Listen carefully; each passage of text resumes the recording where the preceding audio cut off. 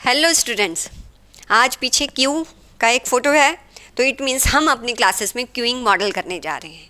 इसके जितने भी फॉर्मूलाज हैं आपको थोड़ी सी दिक्कत करते होंगे, तो आज मैं अपनी क्लास में उसको सिंप्लीफाइड वे में एक्सप्लेन करके कैसे आपने उसको जो अपने क्वेश्चन में इम्प्लीमेंट करना है उसके बारे में स्टडी करेंगे। तो चलिए पढ़ते हैं क्यूइंग मॉडल।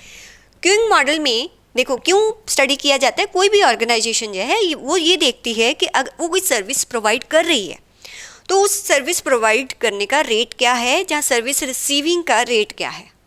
अगर सर्विस प्रोवाइड करने का मीन्स जो पर्सन है सर्विस जो दे रहा है वो फास्ट है लेकिन कस्टमर बहुत लेट आ रहा है तो अल्टीमेटली ये पर्सन कहीं ना कहीं आइडल रहेगा। अगर इसका सर्विस रेट स्लो है और कस्टमर जल्दी जल्दी आ रहे हैं तो क्या फॉर्म हो जाता है, क्यू फॉर्म हो जाता है। तो इसकी स्टडी करनी क्यों ज़रूरी है, क्योंकि हर ऑर्गेनाइजेशन चाहती है कि वो कस्टमर को सेटिस्फाई कर पाए। अगर आप कभी पासपोर्ट बनाने गए हो या किसी भी गवर्नमेंट ऑफिस में गए हो तो आपने देखा होगा कि जो आपको सर्विस दी जा रही है उसमें समटाइम्स एक से ज़्यादा काउंटर्स होते हैं। तो कैसे मतलब कितने काउंटर्स रखे जाएं सर्विस प्रोवाइड करने के लिए, ये कैसे पता चलता है? क्या अक्कड़ बक्कड़ वैसे ही 2 रख देते हैं, 3 रख देते हैं? नहीं, ऐसे नहीं होता। उसके लिए पहले एक प्रॉपर क्यूइंग मॉडल फ्रेम होता है जिससे हम ये पता करते हैं कि ऑन एंड एवरेज जो कस्टमर है कितनी देर वेट करता है। अगर उसका वेटिंग टाइम हमने कम करना है तो हमें कितने सर्विस प्रोवाइडर्स रखने पड़ेंगे। अगर हम इतने रखेंगे तो वेटिंग टाइम कितना हो जाएगा। अगर ज़्यादा रखेंगे क्या सर्विस प्रोवाइडर का आइडल टाइम तो नहीं बढ़ जाएगा? देखो, अगर आइडल टाइम ज़्यादा बढ़ गया तो ऑब्वियसली जो ऑर्गेनाइजेशन है उसका कॉस्ट बढ़ जाएगा। अगर वेटिंग टाइम बढ़ गया कस्टमर का तो कस्टमर डिससेटिस्फाई हो जाएगा, तब भी ऑर्गेनाइजेशन को लॉस है। मीन्स दोनों जगह पर विन विन सिचुएशन करनी है। उसके लिए आपको क्यूइंग मॉडल स्टडी करना पड़ता है। तो कैसे स्टडी करेंगे मैं आज आपको फॉर्मूला की डेरिवेशन नहीं बताऊंगी, वो क्लासेस में हम डिस्कस कर चुके हैं। तो कैसे करना है देखो, आपको ये फॉर्मूलाज भी कैसे याद करने वो भी मैं आपको बता दूंगी। सबसे पहले ये पता करने के लिए कि कितनी देर वेट करना पड़ता है किसी भी कस्टमर को, तो उसके लिए पहले हम ये देखते हैं कि एवरेज नंबर ऑफ कस्टमर, क्या देखते हैं, average number of customers arrive in given period of time. Means कोई ऑब्वियसली किसी टाइम का हम स्टडी करेंगे ना कि 1 घंटे में इतना आते हैं, जहाँ हाफ एन आवर में इतना आते हैं, 2 आवर्स में इतना आते हैं। तो average number of customers arrive in given period of time. मान लो उसने आपको बोल दिया कि 1 आवर में जो कस्टमर्स आते हैं वो 12 आते हैं। अब आप इसको average number of customer arrive in given period of time को लैम्डा से जो है वो डिनोट करोगे। किससे? लैम्डा से। ये क्या बताएगा कि एक गिवन पीरियड ऑफ टाइम में कितने जो है कस्टमर आते हैं। हमने सपोज कर लिया कि 12 कस्टमर। देखो एग्जैक्ट नहीं है, ये एवरेज पे ही बात होती है, स्टडी हम एवरेज पे करते हैं। तो ऑन एंड एवरेज, क्योंकि यहाँ एवरेज लिखा हुआ है, ऑन एंड एवरेज 12 कस्टमर्स जो है वो 1 आवर में आते हैं। ओके, फिर हम देखेंगे कि जो सर्विस प्रोवाइडर है वो इसी टाइम में, अगर इसको 1 आवर लिया है ना तो इसको में भी हम 1 आवर में ही स्टडी करेंगे। हम देखेंगे कि 1 आवर में जो हमारा सर्विस प्रोवाइडर है वो कितने कस्टमर्स को सर्विस दे देता है। तो मतलब हम यहाँ पर ये फाइंड आउट करेंगे कि number of customers served in given period of time.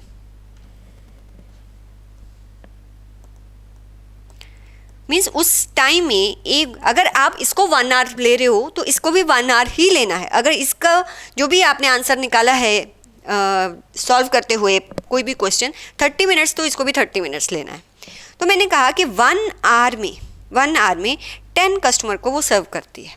अब आप सोचो, लॉजिक लगाओ कि 1 आवर में 12 कस्टमर आते हैं लेकिन जो भी ये पर्सन है वो 1 आवर में 10 कस्टमर को ही सर्व कर पाते हैं। तो यहाँ क्यू बनेगी कि नहीं बनेगी? देखो, जब आपका लैम्डा, इसको बोलते हैं म्यू, इसको किससे डिनोट करते हैं? म्यू।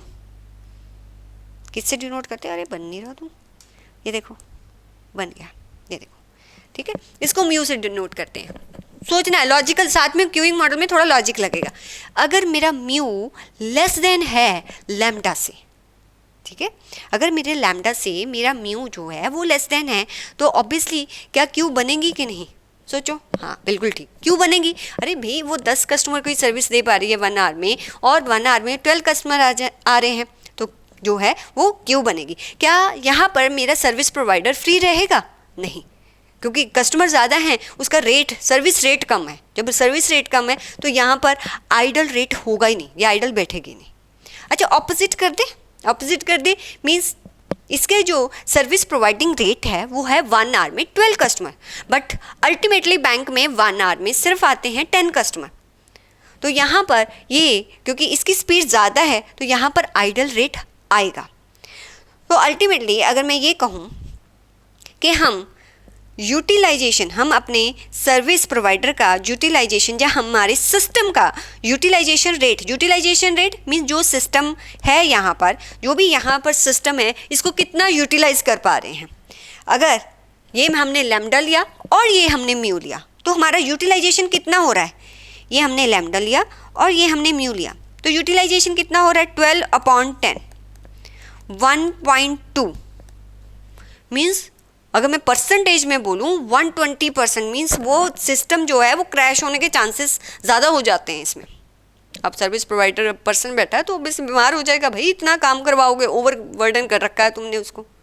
अच्छा अगर ये उल्टा हो तो मीन्स जो कस्टमर है वो 10 आ रहे हैं लेकिन सर्विस 1 आवर में 12 को दी जा रही है तो कितना है 0.8333%, मतलब 83%।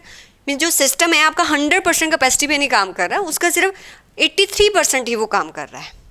जब वो 83% काम कर रहा है तो अब सोच के बताओ, जब वो 83% काम कर रहा है तो कितनी देर वो, कितना टाइम वो आइडल रहता होगा, परसेंटेज में बता दो कितने टाइम वो आइडल रहता होगा। तो आप 100 में से 83 को माइनस कर दो तो कितना बन गया 17%। कैसे आया बताओ। ये क्या है आपका यूटिलाइजेशन रेट। ये फॉर्मूलाज हैं, इसको किससे डिनोट करोगे, आर से। आर का मतलब क्या होता है कि कितना सिस्टम को आप यूटिलाइज कर रहे हो। तो उसके लिए मुझे क्या पता होना चाहिए, मुझे पता होना चाहिए कि number of customer arise in given period of time, और मुझे पता होना चाहिए number of customer served in given period of time. तो मैं अपने सिस्टम का यूटिलाइजेशन रेट निकाल पाऊंगी। अगर आप अपने सिस्टम का यूटिलाइजेशन रेट मान ली जो आपने निकाला वो 85% है तो आइडल रेट मीन्स आपका सिस्टम कितनी देर आइडल रहता है। आइडल रेट क्या होगा 1 - 85%, तो आपका आ जाएगा 15%। निकल गया। चलो आपको ये पता चल गया कि भाई कितने एवरेज नंबर ऑफ कस्टमर जो है वो 1 आवर्स में आते हैं और कितने एवरेज नंबर ऑफ कस्टमर को हम सर्व कर देते हैं 1 आवर में। अब हमें निकालना क्या होगा, हमें निकालना पड़ेगा कि एवरेज नंबर ऑफ कस्टमर्स जो है कितने सिस्टम में होते हैं। सिस्टम में अरे अगर 1 आवर में 12 आ रहे हैं तो 12 के 12 थोड़ी क्यू में खड़े रहेंगे, सर्विस भी तो मिलती जाती होगी। ऑन एंड एवरेज जो सिस्टम का मतलब होता है कि जितने पर्सन ये खड़े हैं और जो पर्सन सर्विस ले रहा है उसको पूरे को, मीन्स जब मैं बैंक जाती हूँ अगर मुझे मनी विड्रॉ करनी है तो कितनी देर मैं लाइन में खड़ी रही, मान लो मैं 5 मिनट्स लाइन में खड़ी रही और मुझे जो है वो 2 मिनट्स लगे मनी विड्रॉ करने में, राइट। चाहे वो वहाँ पर टेलर बैठा हुआ है या मैंने एटीएम मशीन, मीन्स सर्विस लेने का टाइम और मेरा वेटिंग टाइम, जब मैं दोनों को इंक्लूड कर देती हूँ, दोनों को प्लस कर दी, वो मीन्स जितने क्यू में कस्टमर्स खड़े हैं और जो कस्टमर सर्विस ले रहा है, मतलब टोटल नंबर ऑफ कस्टमर्स जो है ऑन एंड एवरेज सिस्टम में कितने रहते हैं, तो उसको कैसे फाइंड आउट किया जाएगा। तो मीन्स कितने परसेंट है ऑन एंड एवरेज सिस्टम में। अगर मैं इसको निकालना चाहूँ तो मैं कैसे निकालूंगी, number of customer in system जब हम निकालते हैं तो उसको डिनोट करेंगे LS से। किससे, LS। अगर वो हमें ये पूछे कि नंबर ऑफ कस्टमर जो वेट कर रहे हैं इन्हें क्यों, कि कितने कस्टमर, जो सर्विस ले रहा है उसको हटा दो, जो सर्विस ले रहा है आप उसको हटा दो, सिर्फ number of customer in Q कितने, अगर वो पूछे इट मीन्स वो पूछ रहा है आपको LQ। क्या क्या पूछा, पहले क्या पूछा, लैम्डा क्या बताता है कि एक गिवन पीरियड ऑफ टाइम में कितने कस्टमर्स आते हैं, और म्यू क्या बताता है कि एक गिवन पीरियड में कितने कस्टमर्स को हम सर्व करते हैं। अब जब हमें ये पता चल गया कि 1 आवर में इतने आते हैं, इतने सर्व होते हैं, अब हम देखेंगे कि क्यू कितनी बनती है। इन्हीं जो दो हमने लैम्डा और म्यू निकाला है ना, उसी के बेस पर हम ये कैलकुलेट करेंगे कि ऑन एंड एवरेज जो सिस्टम है, हमारे पूरे सिस्टम में वो पर्सन जो क्यू में खड़े हैं, जो सर्विस ले रहा है, ऑन एंड एवरेज वो कितने पर्सन होते हैं। अगर हमें उसको फाइंड आउट करना है तो हम उसको डिनोट करते हैं LS में। अगर हमें सिर्फ ये फाइंड आउट करना है कि कितनी वेटिंग करनी पड़ती है बिफोर टेकिंग सर्विस, सिर्फ क्यू का अगर हमने फाइंड आउट करना है तो हम क्या निकालेंगे, LQ। तो कैसे निकालेंगे, इसी के नीचे अभी क्या कौन कौन सा फार्मूला कर लिया, देखो दोबारा लिखते हैं। R का मतलब यूटिलाइजेशन रेट, तो उसका फॉर्मूला क्या होता है, लैम्डा डिवाइडेड बाय म्यू। अगर मुझे आइडियल टाइम निकालना है तो कैसे निकालूंगी, 1 उसमें से यूटिलाइजेशन रेट को माइनस कर देंगे। अब अगर मुझे ये निकालना है कि एवरेज नंबर, आपको दिख भी रहा, सॉरी साइड पे हो जाता हूँ, देखो average number of customers in the system, कितने जो है average number of customers system में होते हैं, तो इट मीन्स मुझे क्या निकालना, LS। तो LS का जो फॉर्मूला होता है कि जो आपका यूटिलाइजेशन रेट, ये है यूटिलाइजेशन रेट, यूटिलाइजेशन रेट को डिवाइड कर दो आइडियल रेट से।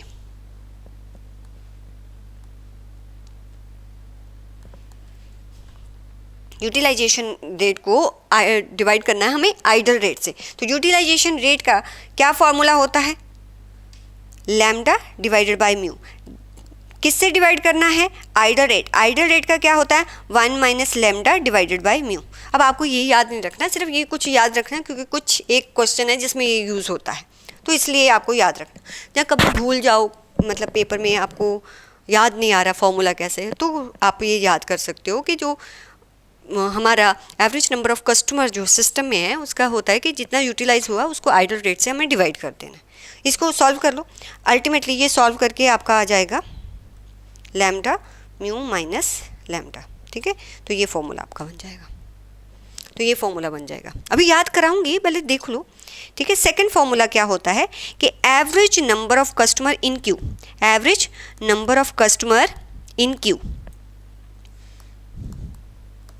अब सिर्फ कौन से कस्टमर निकालने हैं, ये वाले, कि क्यू में कितने होते हैं, average number of customers Q में कितने होते हैं। तो इसका एक सिंपल सा फॉर्मूला है, जब आप L जो average number of customer in system है, जो average number of customer system में है, ठीक है, उनमें माइनस यूटिलाइजेशन रेट। देखो लॉजिक अगर समझो, यहाँ ज़्यादा तो नहीं बताऊंगी, अगर लॉजिक समझो तो LS मीन्स सारे कस्टमर्स हैं, माइनस यूटिलाइजेशन रेट मीन्स जो तब यूटिलाइज हो रहा है जिसको वो सर्विस दे रहा है, अगर उसको बाहर निकालें तो अल्टीमेटली मेरे पास क्या बचेगा, average number of customers in Q, right. अब LS क्या है, LS का फॉर्मूला क्या है, ऊपर है ना, निकाल लिया हमने LS कैसे निकला था, utilization rate divided by idle. तो यूटिलाइजेशन रेट का मैंने फॉर्मूला बताया, देखो यूटिलाइजेशन रेट का फॉर्मूला बताया। अरे इसी से ना, इन दो से सारे फॉर्मूला बन जाते हैं, बस एक बार याद करने की ज़रूरत है। तो जब आपने utilization rate divided by idle rate किया तो आपके पास से आ गया average number of customer, average number of customer, average number of customer in system. अगर मुझे average number of customer in queue निकालना है तो मुझे यूटिलाइजेशन रेट जो है, LS जो भी मेरा निकला, उसमें से यूटिलाइजेशन रेट माइनस कर दो। चलिए करते हैं।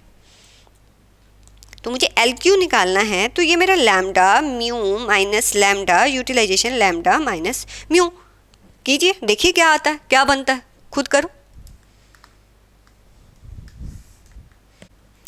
क्या बना, स्क्वायर म्यू माइनस लैम्डा।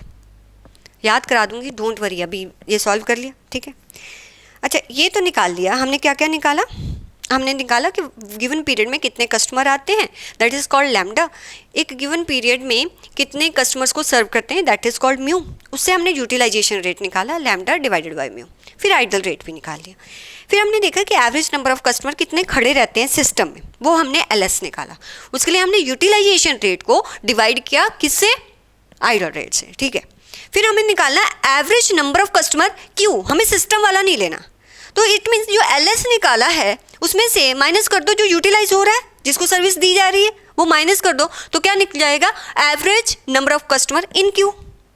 अब हम फाइंड आउट करेंगे कि जो कस्टमर यहाँ पर खड़ा है, ठीक है, मान लो ये कस्टमर है, अगर ये पर्सन यहाँ पर जो भी ये गर्ल है जो यहाँ पर खड़ी है, उसको इस क्यू में कितनी देर वेट करना पड़ता, मीन्स उसका average waiting time for a customer in queue निकालना, मतलब क्यू सर्विस लेने से पहले उसको कितनी देर वेट करना पड़ता है। तो उसको किससे डिनोट करते हैं, उसको डिनोट करते हैं, देखो यहाँ पर मैंने रेड लगाया, उसको डिनोट करते हैं डब्ल्यू क्यू से। डब्ल्यू की average waiting time for a customer in Q.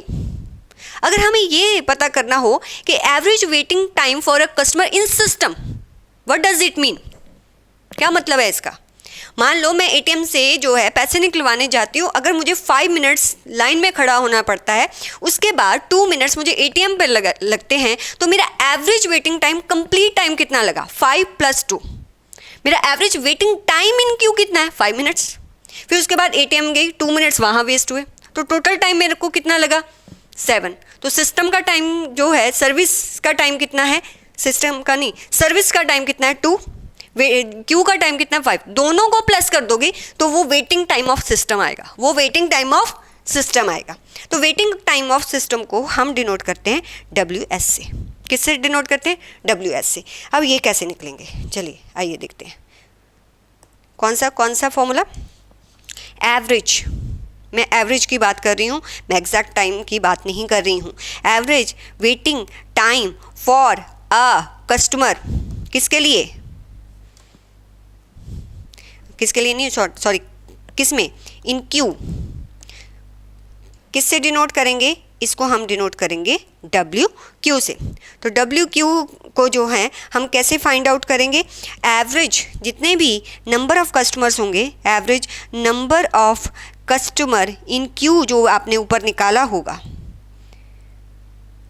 In Q जो भी आपने ऊपर निकाला होगा, उसको आप अपने अराइवल रेट से डिवाइड कर दो, ठीक है। तो ऊपर average number of customer in Q का मतलब क्या है, मतलब LQ डिवाइडेड बाय, किससे करना है, अराइवल रेट को किससे डिनोट करते हैं, लैम्डा से। तो लैम्डा इससे डिवाइड कर दो तो आपको जो है वो निकल जाएगा। अल्टीमेटली मैं ये कह रही हूँ LQ डिवाइडेड बाय लैम्डा। तो अगर आप इसको सॉल्व करोगे, आप इसको सॉल्व करके देखो, तो लैम्डा म्यू माइनस लैम्डा ये आएगा। अभी याद कराऊंगी, अभी तो सिर्फ लॉजिक दे रही हूँ। फिर आपने क्या करना है, average number of, not average number, average waiting time for a customer in system, मतलब टोटल टाइम उसको कितना लगता है सर्विस लेने के लिए, तो उसको हम किससे डिनोट करेंगे, WS से। तो इसमें अगर मैंने यहाँ पर average number of customer in Q लिया है, तो यहाँ पर क्या लेंगे, नीचे सोचो, average number of customers in system और डिवाइड करेंगे अराइवल रेट से, right. Average number of customer, जो मैं इतना बता रही हूँ ना, आपके एक ही क्वेश्चन में ये यूज़ हो रहा है, तो फिर भी अगर क्वेश्चन को थोड़ा सा घुमा के दे दिया तो आपको पता होना चाहिए कि ये ऐसे निकलता है। Customer in system means LS divided by arrival rate. तो अल्टीमेटली मैं क्या बोलना चाहती हूँ, LS डिवाइडेड बाय लैम्डा, ठीक है, ये बोलना चाहती हूँ। तो ये अगर आप सॉल्व करके देखोगे तो 1/μ माइनस लैम्डा ये आएगा। अब इनको याद कैसे करना है, याद कैसे करना है मैं आपको लिख देती हूँ। देखो यहाँ पर लिखो LS, यहाँ पर लिखो LQ, ठीक है।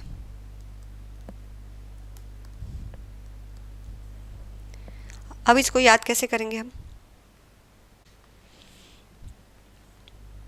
इसका क्या था, lambda divided by mu minus lambda, ठीक है। ये याद कर लो बस, या तो वो फॉर्मूला याद कर लो ना, utilization rate divided by idle time. Utilization rate का फॉर्मूला पता है, आइडल का है, उतना तो कर लोगे, ये तो लिख ही लोगे एग्जाम में, ठीक है। इससे इधर आना है, इससे इधर जब आना है, इससे जब इधर आओगे ना, इसको यूटिलाइजेशन रेट के साथ मल्टीप्लाई कर देना, मीन्स लैम्डा और म्यू के साथ मल्टीप्लाई करना है।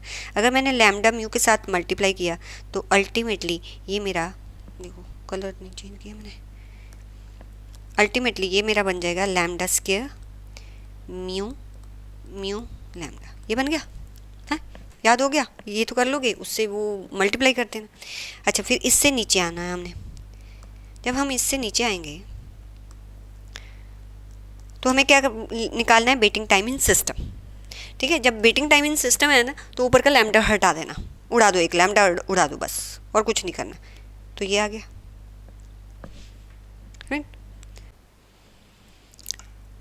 अब आपको वेटिंग टाइम ऑफ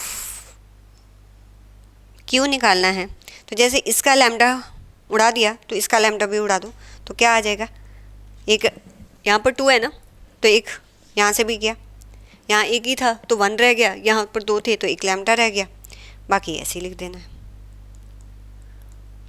राइट। तो ये बन गया।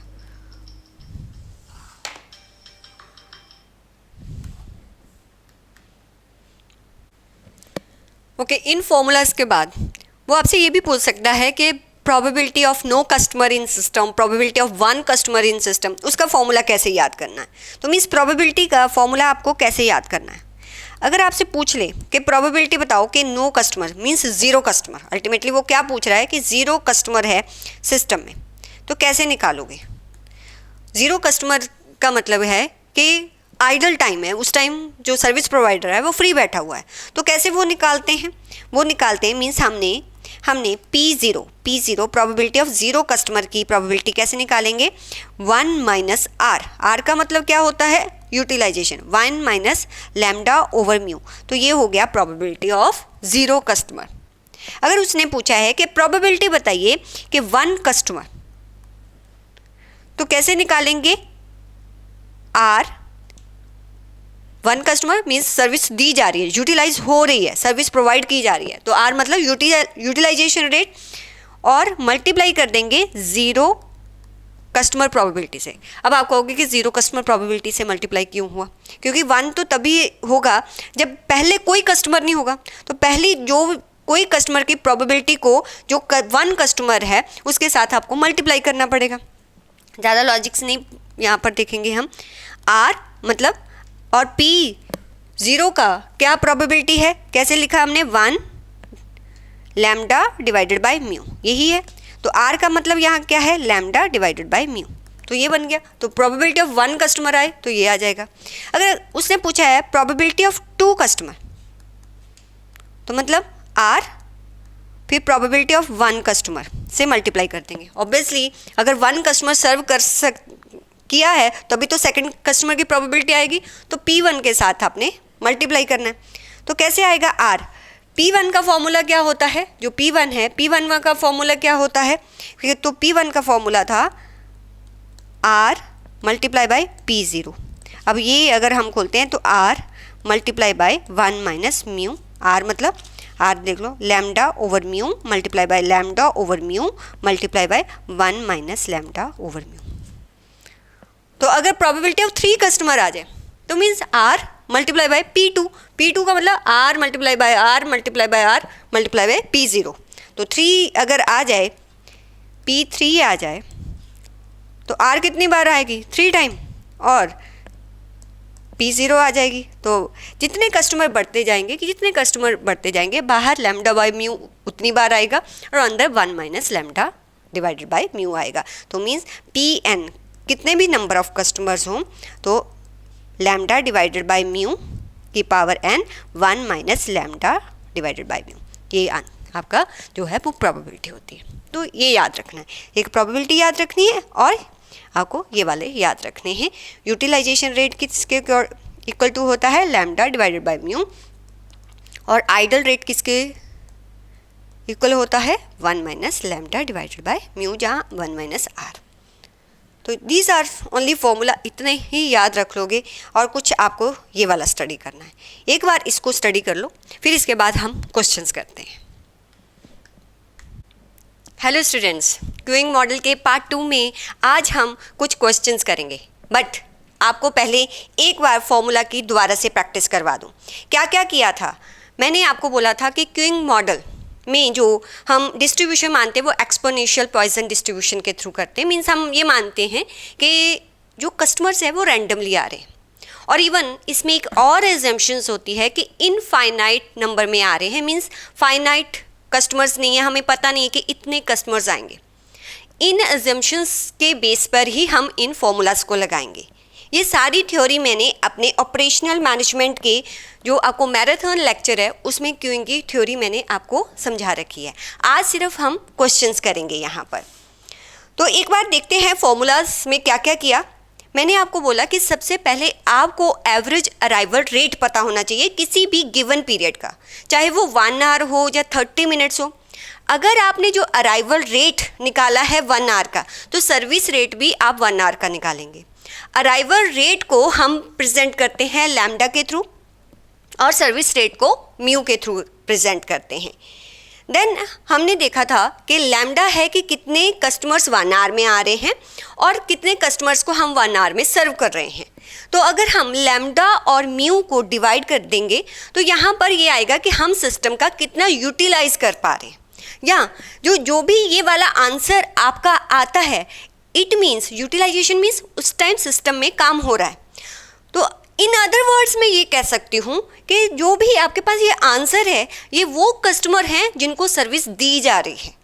तो मैंने आपको क्या बताया था, जो जितने भी कस्टमर्स यहाँ पर खड़े हैं, ठीक है, अगर मैं सिर्फ इतने कस्टमर्स को जो है काउंट करती हूँ जिनको सर्विस नहीं मिल रही है, तो ये एवरेज नंबर ऑफ कस्टमर है इन यस क्यू। अगर मैं जो सर्विस कस्टमर ले रहा है इसको भी साथ में काउंट कर देती हूँ, तो ये क्या है, average number of customer in system, means जो सर्विस ले रहा है और जो क्यू में है।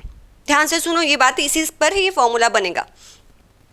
Means average number of customers in Q, जिसको हम एल क्यू बोलते हैं। अगर जितने कस्टमर क्यू में खड़े हैं उसमें मैं प्लस कर दूं जो सर्विस ले रहा है, तो क्या बन जाएगा, जितने कस्टमर क्यू में खड़े हैं उसमें मैं प्लस कर दूं जो सर्विस ले रहा है, तो टोटल क्या बन जाएंगे, average number of customers in system, जिसको हम किससे रिप्रेजेंट करते हैं, एलएस। तो मीन्स एलएस का, सॉरी इधर लिखती हूँ, इट मीन्स एलएस का दूसरा फार्मूला ये हो सकता है ना कि जो भी एल क्यू है जो हमने निकाला, average number of customer in Q, उसमें मैं प्लस कर दूं जितने कस्टमर सर्विस ले रहे हैं, प्लस क्या कर दूं, जितने कस्टमर सर्विस ले रहे हैं। तो कितने कस्टमर सर्विस ले रहे हैं वो कैसे निकालेंगे, अभी मैंने बताया कि जब हम लैम्डा डिवाइडेड बाय म्यू करते हैं तो इट मीन्स के यूटिलाइजेशन सिस्टम का हो रहा है, उस टाइम वो कस्टमर को सर्विस दे रहे हैं। तो कितने कस्टमर, तो जो इसका आंसर आएगा द कस्टमर बीइंग सर्व्ड, यही निकलता है। तो अगर आप एल क्यू में ये लैम्डा प्लस म्यू भी कर दोगे तब भी आपका जो आंसर आएगा average number of customer in system. तो यहाँ पर फार्मूला आपने लिखा है ना, कहाँ लिखा है, एवरेज नंबर ऑफ कस्टमर, ये लिखा है ना, आपने लिखा। इसके साथ ही एक और फार्मूला लिखो, कैसे लिखोगे, एल एस और कैसे निकाला जा सकता है, L Q plus lambda divided by mu, ये भी याद रखना है। ये वाला तो मैंने आपको समझा दिया था, राइट। तो ये भी साथ में, समटाइम्स आपको क्वेश्चन में जो फिगर्स या डेटा ऐसा दिया होता है कि हमें ये फॉर्मूला लगाना पड़ सकता है, राइट। फिर एवरेज नंबर, ओके ये हो गया। फिर है average waiting time for customer in Q. Average waiting time for customer in Q कैसे निकलता है कि जितने हमारे एवरेज नंबर ऑफ कस्टमर हैं क्यू में, जितने average number of customer Q में हैं उसको डिवाइड कर दो किससे, अराइवल रेट से, तो हमारा निकलता है कि वो कितनी देर इस क्यू में वेट करते हैं, जिसको हम किससे रिप्रेजेंट करते हैं, डब्ल्यू क्यू, जिसको हम किससे रिप्रेजेंट करते हैं, डब्ल्यू क्यू। बच्चा यही परेशान हो जाता है, एल क्यू डब्ल्यू क्यू, अरे एल क्यू का मतलब कितने नंबर ऑफ कस्टमर हैं एक गिवन पीरियड में क्यू में, डब्ल्यू क्यू का मतलब है कि ये जो कस्टमर खड़े हैं इनको क्यू में कितना टाइम वेट करना पड़ता है, वो होता है डब्ल्यू क्यू, राइट।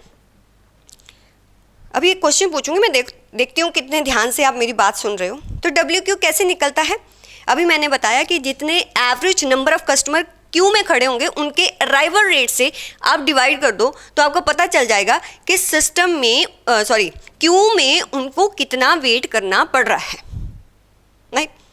अच्छा, एवरेज अब इसका भी एक और फार्मूला बताऊंगी, average waiting time in system.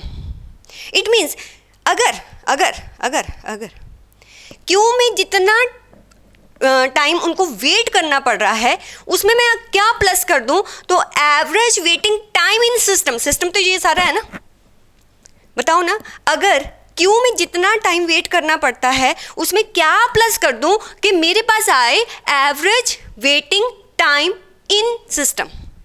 Ma'am जो भी आपके पास आया होगा ना, आपको निकालना है वेटिंग टाइम ऑफ सिस्टम। हाँ जी, तो ऐसा करो ना, जो आपने वेटिंग टाइम ऑफ क्यू निकाला है उसमें आप प्लस कर देना कि जितना टाइम इस कस्टमर को सर्विस लेने में लग रहा है। अच्छा, कितना टाइम लगता है वो निकालना कैसे है, वो है 1/μ। बस ये याद रखना है, ये 2 फॉर्मूला याद रखने हैं। सम टाइम आपको इन्फॉर्मेशन या डेटा इतना ही दिया होता है कि जो हमने प्रीवियस फॉर्मूला किया है उससे वो क्वेश्चन सॉल्व नहीं होगा, तो ये याद रखना। इसका रीज़न मैंने आपको दे दिया। तो यहाँ फॉर्मूला आपने लिखा है ना, वहाँ ये भी लिख लो इन सिस्टम के। क्या लिखना है, क्या लिखना है कि आप WS कैसे निकाल सकते हो कि जितना आपको वेटिंग टाइम लगा क्यू में प्लस कर दो 1/μ। क्लियर? और अच्छा, यहाँ लिखूँ कि यहाँ लिख दूँ? मैंने आपको सेपरेटली लिखवाया था ना, ये वाला, इसके साथ ही लिख लूँ, वहाँ भी लिख लेना और इधर भी लिख लूँ। तो LS कैसे और निकल सकता है, LS का द्वारा LQ जितना number of customer in Q हैं प्लस कर दो लैम्डा डिवाइडेड बाय म्यू, ठीक है। और वेटिंग टाइम इन सिस्टम कैसे निकलेगा, जितना वेटिंग टाइम क्यू में है प्लस 1/μ। ऐसे भी याद कर सकते हो कि नीचे आते ही हम लैम्डा उड़ा देते हैं, यहाँ भी नीचे आते हैं लैम्डा उड़ा देना, पर WQ लगेगा, LQ नहीं लगेगा, ऐसे याद करना है, ठीक है। ये हमने याद किया था, लैम्डा डिवाइडेड बाय क्या हो गया, म्यू माइनस लैम्डा। फिर जब आप लैम्डा और म्यू से मल्टीप्लाई कर देते हो तो ये बनता है, यहाँ पर लैम्डा हटा देना है, यहाँ पर भी एक लैम्डा हटा देना है, तो ये आपके फॉर्मूलास बन गए। तो ये याद करना है, ये इतना लिख लो और इसको आपने याद रखना है। अब प्रोबेबिलिटी का भी हमने कर लिया था, राइट। अब हम क्वेश्चंस करके देखते हैं। देखो, पहले जो क्वेश्चंस करूँगी मैं इस बेस पे करूँगी कि जो सर्विस रेट है वो भी रैंडम है, राइट, कांस्टेंट नहीं है। रैंडम का मतलब होता है किसी कस्टमर को सर्विस देने के लिए 5 मिनट्स लगता है, किसी को 4, किसी को 6, ये रैंडम है। कांस्टेंट वाला अभी नहीं क्वेश्चन कर रहे, हम सिर्फ रैंडम वाला कर रहे हैं। तो आप अपने स्टडी मटेरियल में मैं आपको फर्स्ट ऑफ ऑल क्वेश्चन करवाऊंगी। आप आओ, 10th करवाएं, चलो 10th करते हैं। आओ 10 देखो, आ जाओ। स्टडी मटेरियल आप अपने क्या कहते हैं, इंस्टीट्यूट का स्टडी मटेरियल भी ओपन कर सकते हैं। 10th को इलस्ट्रेशन उसकी निकाले, उसको समझते हैं। कहता है ए डिपार्टमेंटल स्टोर, थोड़ा बड़ा करो, ए डिपार्टमेंटल स्टोर हैज़ 1 कैशियर। अच्छा, एक ही कैशियर है, okay. During the rush hours customer arrived at rate of 20 per hour. मुझे बताओ, 20 पर आवर बोला है, 20 पर मतलब कि 1 आवर में 20 कस्टमर्स आ रहे हैं, मीन्स नंबर ऑफ कस्टमर एक गिवन पीरियड के दिए हुए हैं। जो number of customer, average number of customer किसी गिवन पीरियड के हैं, उसको हम कैसे डिनोट करते हैं, उसको हम लैम्डा से डिनोट करते हैं, मीन्स हमारा लैम्डा है 20। समझ आ गई? The average number of customer that can be handled by cashier 24 per hour. ये भी पर आवर है, दोनों 1 आवर के हैं, तो हो गया कि सर्विस रेट हमारा क्या है। तो सर्विस रेट को हम कैसे लिखते हैं, वो म्यू से, कितने कस्टमर 24, राइट। फिर कहता है assume the condition for use of a single channel queuing model. Single channel queuing model है, आपको यहाँ पर सिंगल चैनल का ही दिया हुआ है, ठीक है। क्वेश्चन सारे, find out average time a customer spends in the system. अच्छा बताओ, ये क्या पूछा है उसने कि find out average time customer spend in the system. बताओ, LQ है, LS है, WQ है, WS है। LQ का पता क्या होता है, LQ, हाँ, average number of customer in queue. क्या average number of customer in queue पूछा है? नहीं। अच्छा, फिर LS क्या होता है, average number of customers in system. अच्छा, नंबर ऑफ कस्टमर कहाँ पूछा है, क्योंकि बच्चे ये सोचते हैं कि पूछा क्या है। अच्छा क्या पूछा है कि average waiting time in Q, नहीं वो भी नहीं पूछा।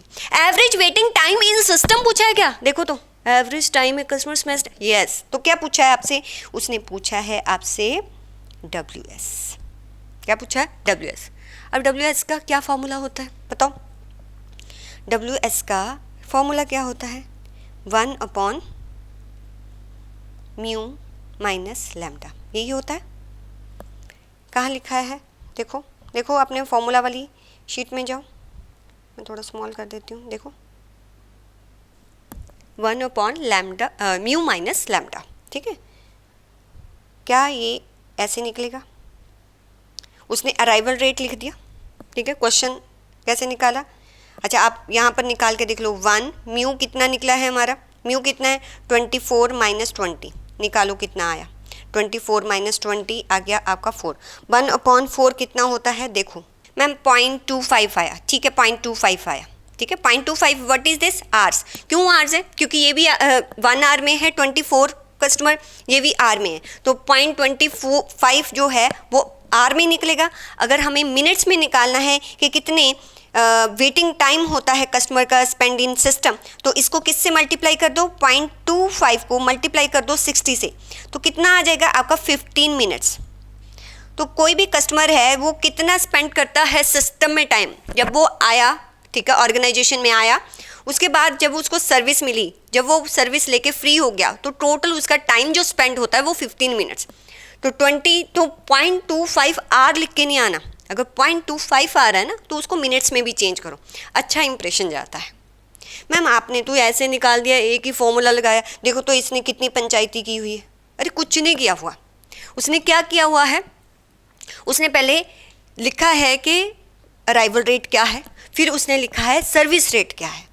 उसने फॉर्मूला देखो कौन सा लगाया, मैंने आपको नीचे फॉर्मूलास में बताया हुआ है ना कौन कौन से, कि average waiting time in system कैसे निकल सकता है, कि जितने average number of customer in system है डिवाइड कर दो उसको किससे, अराइवल रेट से।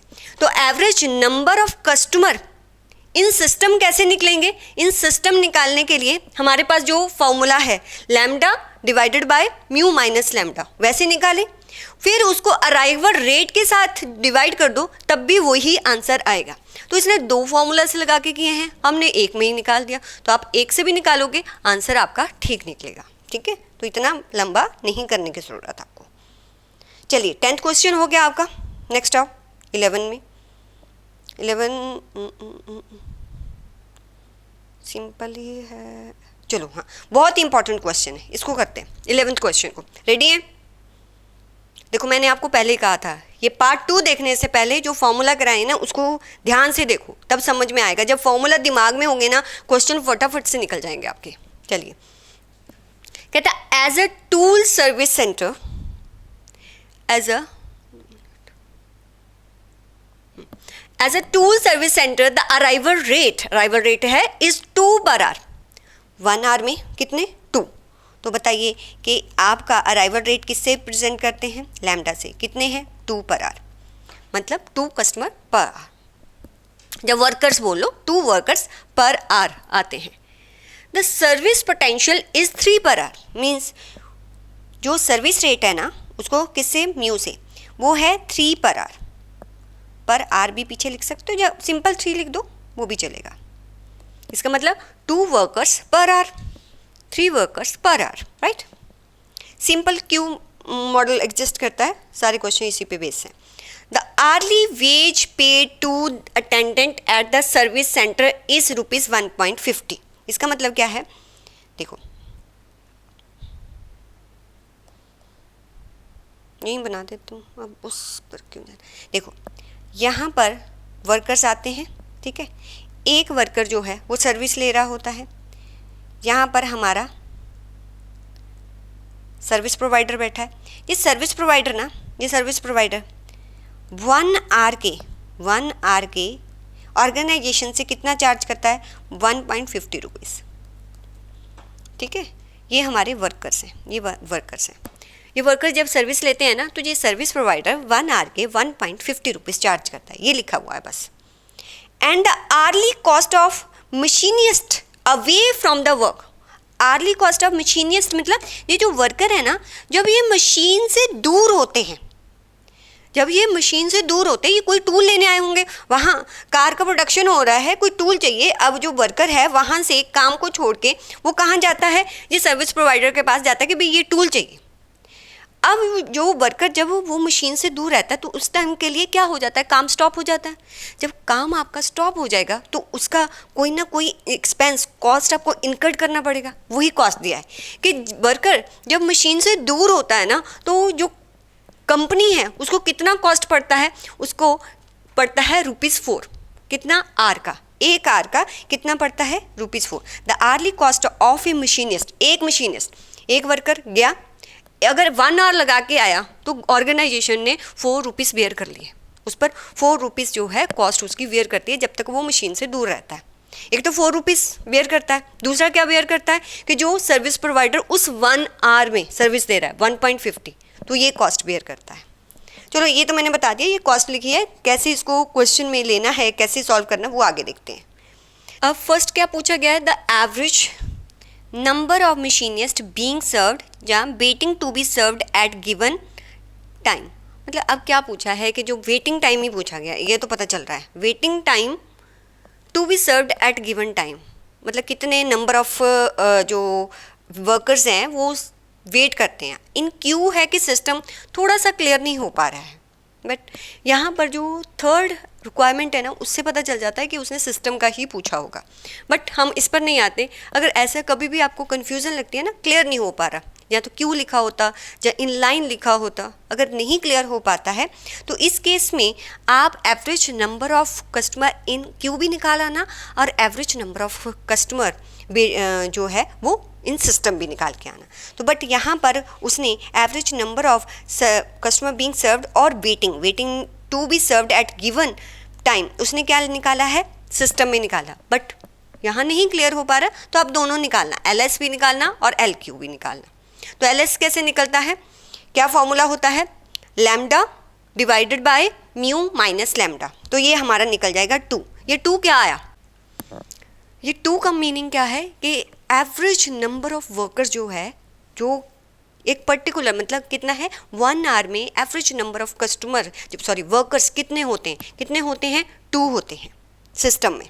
अगर Q है, Q का फॉर्मूला क्या होता है, तो Q का यहाँ पर क्या आ जाता है आपका लैम्डा स्क्वायर और म्यू और ब्रैकेट में म्यू माइनस लैम्डा, राइट, क्योंकि हमें पता है कि एवरेज नंबर ऑफ कस्टमर या वर्कर्स इन सिस्टम, उसके फॉर्मूला को मल्टीप्लाई कर दो लैम्डा डिवाइडेड बाय म्यू, तो आपका जो है किसका बन जाता है, वो average number of customer in Q बन जाता है। ओके, सेकंड रिक्वायरमेंट क्या है, देखते हैं। सेकंड रिक्वायरमेंट कहता है average times A machinist spend waiting for service. अब ये क्या पूछा हुआ है, क्या सिस्टम में वेटिंग टाइम पूछा हुआ है या क्यू में पूछा हुआ है। देखो क्या है, ध्यान से पढ़ो, एवरेज टाइम ए मशीनिस्ट स्पेंड्स वेटिंग, जब वो सर्विस के लिए वेट कर रहा है, सर्विस के लिए वेट कर रहा है means waiting time in queue पूछा गया है, तो इससे ये क्लियर होता है। तो आपको देखना पड़ेगा कि वो पूछ क्या रहा है। यहाँ तो क्लियर है कि वेटिंग टाइम इन कहाँ पर है, सर्विस के लिए जब वो वेट कर रहा है, सर्विस लेने के बाद टोटल टाइम नहीं पूछा, सिर्फ जब वो वेट कर रहा है, तो वेटिंग टाइम इन क्यू। तो वेटिंग टाइम इन क्यू का फॉर्मूला क्या होता है, आपको जो भी कौन सा आपका, अभी मैंने कौन सा फॉर्मूला आपको बताया, देखो साथ साथ मैं फॉर्मूला याद करवा रही हूँ। LS का फॉर्मूला आपको याद करना है, इसके बाद average number of workers in Q कैसे निकलता है, जब हम इसको लैम्डा और म्यू से मल्टीप्लाई कर देते हैं। तो लैम्डा से मल्टीप्लाई किया तो लैम्डा का स्क्वायर आ गया, म्यू और म्यू माइनस लैम्डा, और एवरेज अगर ये क्या निकला मेरा LQ। अगर हमने WQ वेटिंग टाइम Q का निकालना है तो क्या करते हैं, हम एक लैम्डा हटा देते हैं, तो क्या रह जाएगा, लैम्डा म्यू माइनस लैम्डा। तो यही वाला देखो फॉर्मूला है, ये वाला फॉर्मूला। तो ऐसे फॉर्मूला आपको याद हो जाएंगे जब आप फॉर्मूला के ऐसे देखेंगे कि क्या बन सकता है। एक फॉर्मूला देख लेना, उसका जैसे मैंने चार्ट बनाया है उसको याद रखना है। तो यही फॉर्मूला है हमारा। तो ये हमारा जो भी आपको अगर देखो लैम्डा और म्यू पता है तो फॉर्मूला में पुट करके आपके पास आ जाएगा। एवरेज वेटिंग टाइम क्यू में जो है वो इतने आवर्स का है, इसको मिनट्स में चेंज कर सकते हैं, करना हो तो that is totally depend upon you. तो 40 मिनट्स उसने देखो लिखा है 60 से मल्टीप्लाई करके। फिर उसने थर्ड रिक्वायरमेंट थोड़ा सा इंपॉर्टेंट है, ध्यान से देखना है। Total cost of operating the system for 8 hour. अच्छा, 8 आवर का जो टोटल कॉस्ट है ऑपरेट करने का इस सिस्टम को, कि वर्कर जाता है सर्विस लेके, टूल लेके वापस आता है, इस पूरे सिस्टम को ऑपरेट करने के लिए 8 आवर का टोटल कॉस्ट बताओ। तो पहले हम 1 आवर का कॉस्ट निकाल लेते हैं। 1 आवर का कॉस्ट कितना लगता है वो निकाल लेते हैं, उसको मल्टीप्लाई कर देंगे 8 के साथ। अब 1 आवर का कॉस्ट कैसे निकालेंगे, हम देखेंगे कि कितने वर्कर्स 1 आवर के लिए सिस्टम से दूर रहते हैं। क्या बोल रही हूँ कि कितने नंबर ऑफ वर्कर्स 1 आवर के लिए सिस्टम से दूर रहते हैं। तो कितने नंबर ऑफ वर्कर्स 1 आवर के लिए सिस्टम से दूर रहते हैं वो किससे पता चलेगा, वो पता चलेगा कि average number of customer in system कितने होते हैं। तो average number of customer in given time कितने होते हैं, कितने सिस्टम 1 आवर में कितने कस्टमर वर्कर्स दूर रहते हैं सिस्टम से, 2 वर्कर्स रहते हैं। और अगर 2 वर्कर्स 1 आवर के लिए दूर रहते हैं तो 1 आवर का जो खर्चा या एक्सपेंस कंपनी बेयर करती है वो कितना है, कितना कंपनी बेयर करती है। कहते हैं जब भी कोई भी वर्कर मशीन से दूर रहता है तो 1 आवर का खर्चा उसको 4 होता है। तो 1 आवर में ऑन एंड एवरेज कितने वर्कर दूर रहते हैं, 2। तो 1 आवर का उनको टोटल वर्कर्स का खर्चा कितना पड़ा, 4 मल्टीप्लाई बाय 2। समझ आई। देखो हमने निकाला कि 1 आवर के लिए एवरेज नंबर ऑफ मशीनिस्ट कितने दूर रहते हैं। तो कितने 1 आवर में दूर रहते हैं, 2 रहते हैं। 2 का 1 आवर का खर्चा पड़ता है 4 रुपीज़। तो 2 मल्टीप्लाई बाय 4, 8 तो ये हो गया, एक तो ये बेयर करना पड़ता है, ठीक है। फिर हमें देखना पड़ेगा कि जो सर्विस प्रोवाइडर है 1 आवर के लिए वो कितना जो है वो कॉस्ट चार्ज करता है। 1 आवर के लिए सर्विस प्रोवाइडर कितना है, 1, वो तो बताया गया है, ठीक है। 1 आवर के लिए वो कितना चार्ज करता है, 1.5। तो सर्विस प्रोवाइडर 1 आवर के लिए 1.5 चार्ज करता है, तो 1.50। तो टोटल 1 आवर का खर्चा कितना पड़ता है कंपनी को, 9.50। ये 1 आवर का खर्चा है तो 8 आवर्स का कितना होगा, मल्टीप्लाई कर दो 8 आवर्स से। अब इन्होंने कैसे किया है देख लेते हैं।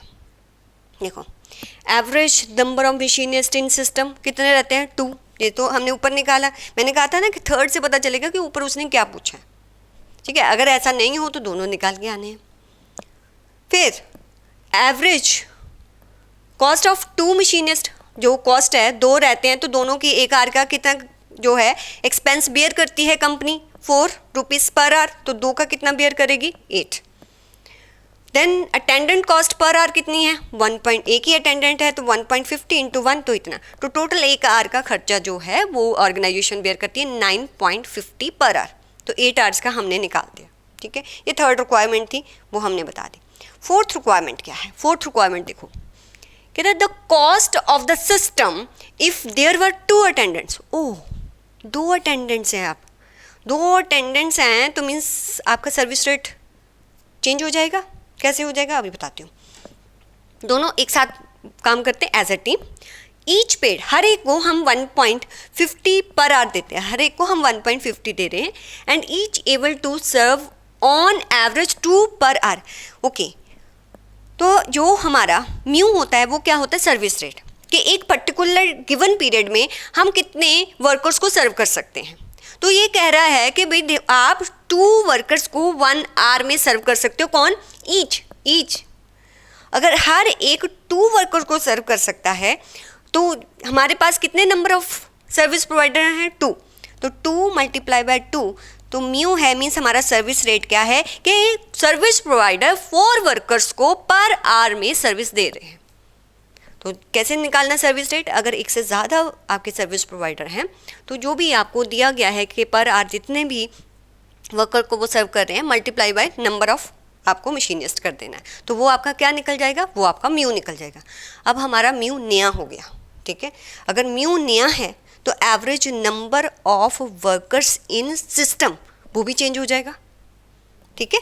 क्यों, क्योंकि average number of workers in system, उसका फॉर्मूला क्या होता है बोलो, खुद सोचो, हाँ, lambda divided by mu minus lambda. अब म्यू चेंज है, अब म्यू यहाँ पर हमारा कितना है 4, तो 4 से लेके आपने average number of worker in system निकालो, अब कितने आएंगे, क्योंकि उसने क्या पूछा कि अगर 2 वर्कर्स हो जाएं तो अब बताओ, अगर हम 2 वर्कर्स नहीं 2 सर्विस प्रोवाइडर हो जाएं तो अब हमें कॉस्ट कितना पड़ेगा सिस्टम पर का, तो आप हमें बताओ कि किस में फ़ायदा है ज़्यादा। ऐसा नहीं पूछा, बस कॉस्ट ही पूछिए, अदरवाइज आप लिख सकते हो कि ये ज़्यादा बेनिफिशियल है।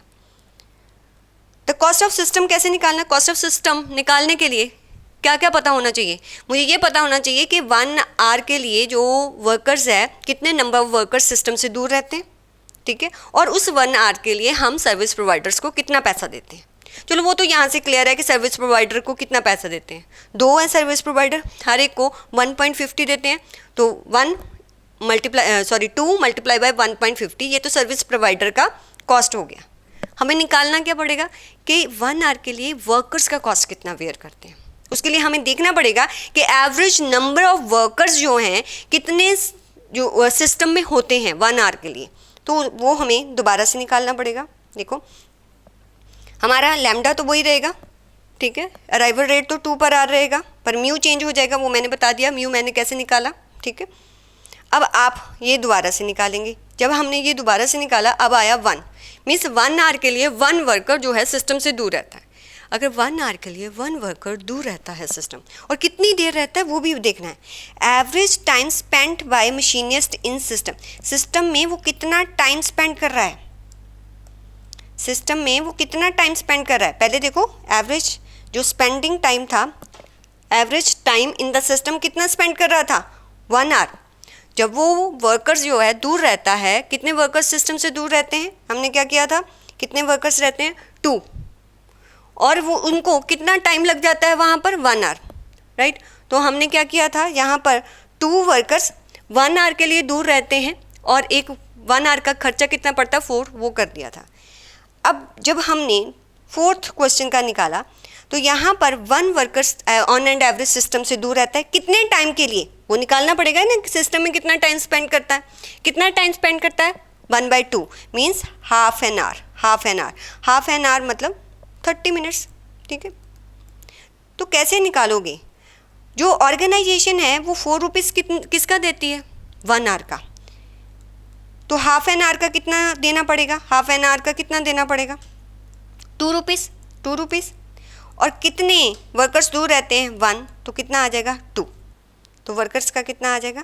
तो मशीनिस्ट कॉस्ट किससे निकालनी है कि कितने वर्कर्स दूर रहते हैं, कितने वर्कर्स दूर रहते हैं 1, कितनी देर के लिए, हाफ एन आवर के लिए, हाफ एन आवर का कॉस्ट कितना है 4, तो कितना बेयर करेगी ऑर्गेनाइजेशन 2 रुपये। अटेंडेंट कॉस्ट, कितने अटेंडेंट अब काम कर रहे हैं 2 अटेंडेंट, हर एक को हम कितना पैसा देते हैं 1.50, तो आपका 3 रुपीज़, और टोटल कॉस्ट जो पर आवर आ जाएगी अब 5, और यहाँ पर आप ये अगर पर आवर आया है तो 8 से मल्टीप्लाई कर दो, तो टोटल कॉस्ट ऑफ आपका क्या आ जाएगा 8 आवर्स का। यहाँ पर टोटल कॉस्ट ऑफ 8 आवर 40 है, लेकिन प्रीवियसली जो टोटल कॉस्ट ऑफ 8 आवर्स की थी 76। तो यहाँ पर आपको कौन सा बेस्ट है, 2 सर्विस प्रोवाइडर रखना कि 1, वो अगर आपको पूछा हो तो आप लिखेंगे, राइट। चलिए अब 12th क्वेश्चन भी एक बार देख लेते हैं। 12th आई थिंक आपसे हो जाएगा, इसमें कुछ ऐसा है नहीं, 12 आप खुद ट्राई कर सकते हो, जो कुछ डिफरेंट है ना वो मैं आपके साथ डिस्कस कर लेती हूँ। अच्छा ये वाला क्वेश्चन करते हैं, इसमें क्या है, इस जब अभी हमने क्वेश्चन किए हैं जो लास्ट के हमने 10th 11th किया है, उसमें हमने ये दिया हुआ था कि जो सर्विस रेट है, जो अराइवल रेट है, वो रैंडम है। अगर कोई कांस्टेंट होगा ना, वो क्वेश्चन में गिवन होगा कि कांस्टेंट रेट है। जब भी कोई ऑटोमेटिक मशीन काम करती है ना, तो वो मशीन एक सर्विस देने में जितना टाइम लगाती है, दूसरा कस्टमर है उसको भी सर्विस देने में उतना ही टाइम लगाएगी। जैसे कार वॉशिंग का अगर एग्जांपल लें, तो कार वॉशिंग के लिए अगर एक कार पर 10 मिनट्स स्पेंड करती है तो दूसरी कार पर भी 10 मिनट्स स्पेंड करेगी। तो उस केस में हमारा जो नंबर ऑफ कस्टमर्स हैं वेटिंग इन क्यू होते हैं, उस केस में जो number of customer waiting in Q हैं वो हाफ हो जाते हैं। कब? जब आपका जो सर्विस रेट है वो कांस्टेंट होता है, मीन्स हर सर्विस देने में वो इक्वल टाइम लगा रहे हैं, रैंडम नहीं होता। पहले क्वेश्चन में हमने ऑन एंड एवरेज लिया था, बट अगर कांस्टेंट सर्विस रेट है तो जो number of customer in Q होंगे ना वो ऑलमोस्ट हाफ हो जाएंगे। अब average number of customer in Q का फॉर्मूला क्या होता है, एल क्यू का फॉर्मूला क्या होता है, lambda square mu minus lambda. अब इसको 2 से डिवाइड कर दें तो हाफ कस्टमर हो गए। तो हमारा इस केस में जब हमारा सर्विस रेट कांस्टेंट दिया हो, मींस आपको ये बताया है कि जो सर्विस देने वाली है वो मशीन है, तो सर्विस रेट कांस्टेंट होगा, राइट। तो उस केस में आपका एल क्यू क्या हो जाएगा, एल क्यू हो जाएगा जो भी पहला फॉर्मूला है lambda square mu minus lambda, इसको 2 से डिवाइड कर दो, means average number of customer in waiting line almost half हो जाएंगे। अब अगर यहाँ पर 9th क्वेश्चन में आओ तो कैसे लगाना है अपने फॉर्मूला, यहाँ आपको कुछ ध्यान रखना पड़ेगा आपको फॉर्मूला लगाते टाइम। जैसे दिया हुआ है कि wonders car wash dry is an automatic, automatic means हर एक को कांस्टेंट टाइम देती है, एक ही टाइम है। 5 minute operation with a single way, 5 minute operation with a single way, 5 minute लगते हैं उसको एक सर्विस देने में। On typical Saturday morning car arrive at mean rate 8 per hour, means आपको लैम्डा दिया हुआ है।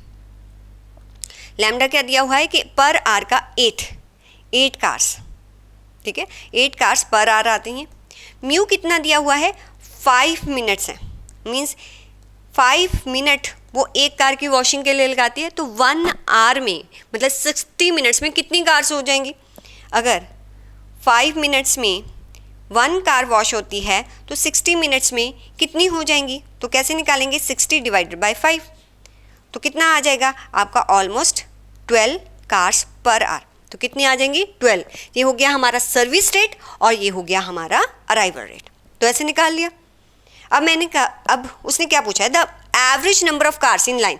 अब average number of cars in line जब उसने पूछा तो फॉर्मूला चेंज हो जाता है। क्या हो जाता है कि जो भी फॉर्मूला था उसमें आप 2 से डिवाइड कर देते हो, तो जो भी फॉर्मूला है उसको 2 से डिवाइड कर दो, तो ये आपका average number of cars in line आ गया। तो कितनी कार्स हैं, 0.667, राइट। फिर उसने क्या पूछा है, the average time cars spent in line and service, means वो कहता है ये तो नंबर ऑफ कार्स है ना जो के क्यू में है, वो कहता है average number of cars in line and service, means system की पूछ रहा है, total average number of cars in system. मैंने आपको बताया था कि average number of cars in system कैसे निकलेंगी, अगर आपको average number of cars in Q पता है तो प्लस उसमें क्या कर दो, प्लस कर दो जो सर्विस ले रही हैं, तो प्लस कैसे, एल क्यू में जो यूटिलाइजेशन रेट है वो अगर आप प्लस कर दो, means lambda divided by mu कर दो, तो आपको क्या पता चल जाएगा कि एवरेज, अच्छा एवरेज टाइम है not car, okay okay okay okay okay okay okay. आपको क्या बोला है कि average time car, average number of cars नहीं है, वो तो एवरेज नंबर ऑफ कार्स का फॉर्मूला होता है ना कि एल क्यू में प्लस कर दो लैम्डा डिवाइडेड बाय म्यू, नहीं, उसने पूछा है average time car spent in line and service. अच्छा लाइन एंड सर्विस, उसके लिए क्या फॉर्मूला होता है फिर कि जितना एवरेज, अरे तुम कंफ्यूज हो जाओगे यहाँ पर, इस फॉर्मूला पे नहीं आओ फिर वो कंफ्यूज हो जाओगे, मैं आपको बताती हूँ, दोबारा से सुनो। उसने क्या बोला है, पहले पूछा था average number of cars in line, ठीक है, यहाँ पर सर्विस रेट कांस्टेंट था, ध्यान से सुनो। दूसरा ले लूँ, दिख रहा है कि नहीं, चलो ब्लू लेती हूँ, समझ आएगी, ऐसे लिख लेना आप ताकि आपको समझ आए। Average number of cars in line, मैंने कहा जब मीन्स अल्टीमेटली मैं एल क्यू निकाल रही हूँ, राइट, एल क्यू निकाल रही हूँ। एल क्यू कैसे निकलेगा, ओहो, lambda square to mu lambda minus mu, यही था, ठीक है, हाफ हो जाता है, वेटिंग टाइम हमारा हाफ हो जाता है। अब उसने पता क्या पूछा है, उसने पूछा है average waiting time in system, वो कहता है बताओ कि टाइम जो है उसको क्यू में कितना लगा एंड सर्विस में, मीन्स वो पूछ रहा है कि टोटल सिस्टम में उसको कितना टाइम लग रहा है। मैं पीछे हो जाती, average waiting time in system. अब आप डायरेक्ट वो फॉर्मूला नहीं लगा सकते क्योंकि यहाँ पर जो है average number of cars change हो जाती है। अब आपको वो चेन को ना फॉलो करते आना पड़ेगा कि पहले आपको, मैंने आपको क्या बताया था, सिस्टम का एक और फॉर्मूला होता है कि जितना टाइम उसने वेट किया कहाँ, डब्ल्यू की, मीन्स जितना उसने क्यू में टाइम स्पेंड किया प्लस उसमें कर दो 1 अपॉन म्यू कि जितना उसको सर्विस लेने में टाइम लगता है वो 1/μ है। अब डब्ल्यू क्यू निकालना पड़ेगा। अब डब्ल्यू क्यू आप इसी से निकालोगे क्योंकि ये एल क्यू डिफरेंट हो गया ना, हाफ हो गया, इसी से ही डब्ल्यू क्यू निकालना है। तो डब्ल्यू क्यू कैसे निकलता है? डब्ल्यू क्यू कैसे निकलता है? क्या फॉर्मूला होता है डब्ल्यू क्यू का? कि जितना number of cars in Q है डिवाइड कर दो किससे? अराइवल रेट से। तो means number of cars in Q कितनी है? L Q. एल क्यू को डिवाइड कर दो आप अराइवल रेट। अराइवल रेट क्या है आपका? लैम्डा, उससे डिवाइड कर दो। इससे कि ये निकल जाएगा डब्ल्यू क्यू। डब्ल्यू क्यू में प्लस कर दो 1/μ। इससे पता चल जाएगा कि कितना टाइम उसने सिस्टम में स्पेंड किया। ये डायरेक्ट उस फॉर्मूला से नहीं निकल सकता क्योंकि यहाँ पर ये चीज़ चेंज हो गई है। तो फिर दूसरे फॉर्मूला जो बताएं उसके थ्रू आपको जाना पड़ेगा। तो यही यहाँ पर किया हुआ है। इससे WSLQ divided by lambda plus 1/μ, ये फॉर्मूला ऐसे किया है। ठीक है, तो आपको जैसे मैंने बताया वो स्टेप बाय स्टेप भी बताओगे तो आंसर सेम आ जाएगा। राइट, तो इसमें ये चेंजेस था। अगर सर्विस रेट कांस्टेंट हो तो आपको हमेशा याद रखना है कि एवरेज जो नंबर ऑफ वर्कर्स, कस्टमर या कार्स होंगी इन क्यू, वो नंबर जो हैं वो हाफ हो जाएंगे। उसी के बेस पर फिर आपको दूसरे फॉर्मूलास लगाने हैं। क्लियर? तो ये आपने लिखना चाहे तो यहाँ पर पॉज करके आप लिख सकते हो। चलिए एक और क्वेश्चन करते हैं जो मुझे लगता है थोड़ा सा डिफरेंट है। 8th क्वेश्चन भी कर देते हैं। देखो MM1 का मतलब यहाँ पर MD1 M का मतलब ये रैंडम है, ये कांस्टेंट है। ठीक है, एक ही सिंगल क्यू का लिया है। MM1 का मतलब है कि दोनों ही रैंडम है। अगर आपको एक्सपोनेंशियल है MM1 मतलब दोनों ही रैंडम है, सर्विस रेट भी और आपका कह लो कि अराइवल रेट भी। अब 8th क्वेश्चन एक करके देखते हैं। The airline is planning to open a satellite ticket desk, okay, in a new shopping plaza. New shopping plaza में उन्होंने ओपन करना है। Staffed by one ticket agent, एक टिकट एजेंट है। It is estimated that request for tickets and information bill average 15 per hour। मतलब जो request होती है मीन्स अराइवल रेट जो होता है, तो लैम्डा है 15 per hour। And request will have a Poisson distribution means random है। Service time is assume to be exponential distribution, ये भी आपका रैंडम है। Previous experience with similar satellite operation suggest that means service time जो है मतलब जो service rate है should average about 3 minutes per request. 3 minute अगर 1 के लिए लगता है तो आपने निकालना है 60 मिनट्स में कितने हैं, तो 60 डिवाइडेड बाय 3 हो जाएगा, तो 20 पर आवर में हो जाएगा। ये क्या निकल जाएगा आपका? म्यू। तो लैम्डा और म्यू निकल जाएगा। तो लैम्डा आपका 15 कस्टमर पर आवर है और सर्विस रेट आपका 20 कस्टमर पर आवर है। लेकिन उन्होंने पूछा क्या है? System utilization. System utilization lambda divided by mu निकल जाएगा। ठीक है, लैम्डा डिवाइडेड बाय म्यू, ये ठीक है। सर्विस सिस्टम यूटिलाइजेशन निकल गया आपका, हाँ, lambda divided by mu. Right, M होता है कि कितने, अगर वो कहता है 2 टिकट चेकर्स हैं तो ऑब्वियसली हमने जैसे अपने 10th क्वेश्चन में किया कि फिर हमारा म्यू जो है 2 से मल्टीप्लाई कर देते हैं, तो यहाँ पर 1 ही है तो 20 हो गया, तो ये कंसीडर ना भी करो। तो 0.75 हो गया जो सिस्टम यूटिलाइजेशन है। नेक्स्ट आपसे क्या पूछा है? Percentage of time the server will be idle. कितने आइडल रहेगा? अरे जो यूटिलाइजेशन है 1 माइनस सिस्टम यूटिलाइजेशन कर दो तो वो आइडल रेट निकल जाएगा, किया होगा उसने। फिर क्या पूछा है? The expected number of customer waiting to service लेने से पहले कितना वेट कर रहे हैं, बताओ क्या है ये? LQ है या LS है? एवरेज नंबर ऑफ कस्टमर पूछे, वेटिंग टू सर्विस लेने से पहले, तो इन क्यू है, यहाँ से पता चल रहा है। तो क्यू निकालना है आपको, क्या निकालना है यहाँ पर? LQ। तो LQ का तो अभी फॉर्मूला किया, कितनी बार तो बोल दिया मैंने, तो ये निकाल लोगे। देन क्या पूछा है उसको? The average time customer bill spend, ये है वेटिंग टाइम इन सिस्टम। अब वेटिंग टाइम इन सिस्टम, उसके लिए जो मैंने आपको अलग से फॉर्मूला बताया कि आप वेटिंग टाइम इन क्यू निकाल लो प्लस 1/μ कर दो, तब भी निकल जाएगा। यहाँ हमारा वेटिंग टाइम इन सिस्टम के लिए एक और फॉर्मूला होता है, कौन सा? 1/μ माइनस लैम्डा। क्या होता है? 1/μ माइनस लैम्डा, ये निकाल लो। कितना है हमारा म्यू? कितना है? 20 माइनस 15, तो कितना आ गया? 1/5। 1/5 करो 0.20 आ गया, 0.20 आ गया, इसको 60 से मल्टीप्लाई कर दो तो आपका आ जाएगा 12 मिनट्स। तो 12 मिनट्स। अब आप कंफ्यूज क्या होते कि इसने क्या किया, इसने वही किया जो मैंने प्रीवियस आपको बताया कि ऐसे भी निकल सकता है। क्लियर? फिर और भी कुछ पूछा है, the probability of 0 customer and the probability of 4 customer. ये बता दिया था 0 कस्टमर की प्रोबेबिलिटी क्या होती है कि 0 कस्टमर हो, इट मीन सिस्टम जब आइडल है तो तब ऑब्वियसली उस टाइम तो कोई कस्टमर नहीं होगा। तो आइडल का क्या फॉर्मूला होता है, 1 minus lambda divided by mu, वही है प्रोबेबिलिटी। निकाल दिया, प्रोबेबिलिटी के फॉर्मूला चेक करो। अगर प्रोबेबिलिटी ऑफ 4 कस्टमर है तो जो भी 0 कस्टमर्स की प्रोबेबिलिटी है लैम्डा डिवाइडेड बाय म्यू, उसको क्या पावर उसकी जितने नंबर ऑफ कस्टमर की प्रोबेबिलिटी निकालनी 4, तो वो ये आपका निकल जाएगा। ठीक है, तो इतनी फॉर्मूला है, वो एक टेबल आप याद कर लो, बस इसको याद करना है, उस टेबल को याद कर लो। आपके फॉर्मूलाज जो हैं बस लेने राज हो गए, हाँ इसको याद कर लो, फॉर्मूला के एक बार दिमाग में बिठा लो, क्वेश्चन फटाफट से निकल जाएंगे।